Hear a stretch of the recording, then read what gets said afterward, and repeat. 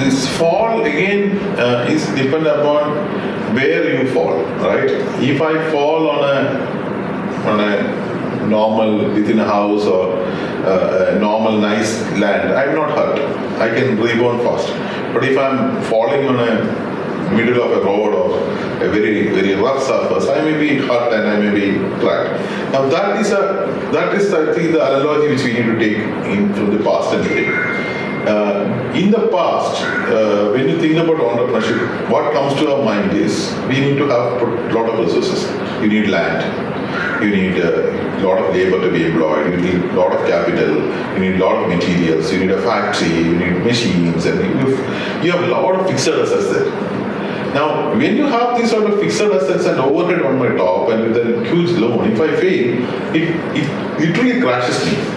That's what we call in economic terms as factor-based economy, where the basic factors of production drive the entrepreneurship. Now, my advice to all the young people is that don't ever think about factor-based economy or factor-based production at all. That's not for you. That's for mature industries. For you, look at innovation-based enterprises, knowledge-based enterprises, where it has to be asset-light as much as possible. Your skill is the key thing which you need to invest. Now, what happens in the past is that I did not get a job, I did not pass any of the PSC examinations, my marks are very poor, so let me start becoming an entrepreneur. So you are not bringing anything, right? What you do, there are people who come to us and say that, sir, can you give me what I should start? Or go to a district industry center and say that I wanted to start an enterprise, so they will give you a profile.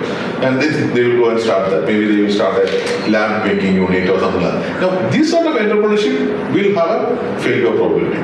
But if I have my own knowledge and I started, and maybe my own knowledge, I can network with others. Suppose you fail. What you are losing is only your time, nothing else.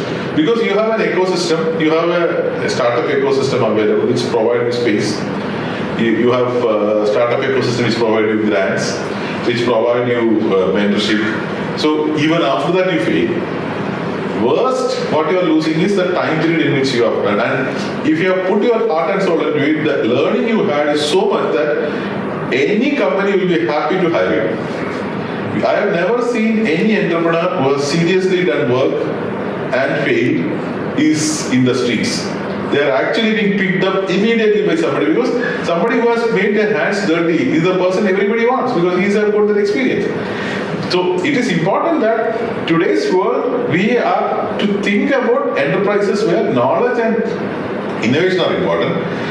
You start a bakery, you start a retail store, and then say that if I fail, I don't have an answer to that. Because you are not putting any of your intellectual wealth in that. So our youngsters should start looking at it, and there is no reason for them to say that I don't have knowledge because my college has not taught me here today.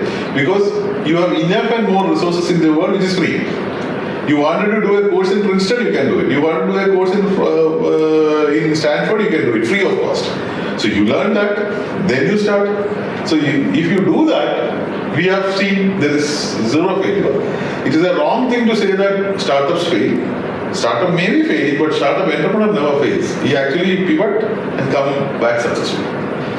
So that is, I think this message is very inspiring for the young people, especially those who are still in doubt as to whether, because this half-hearted attempt at entrepreneurship, as you said, will not see. So be committed. That's right.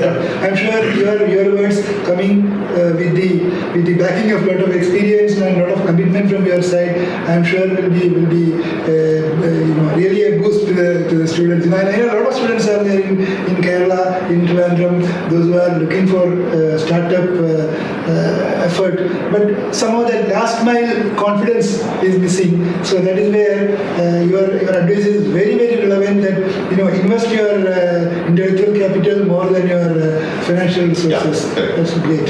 Thank you very much, sir. Thank you for the time. Thank you.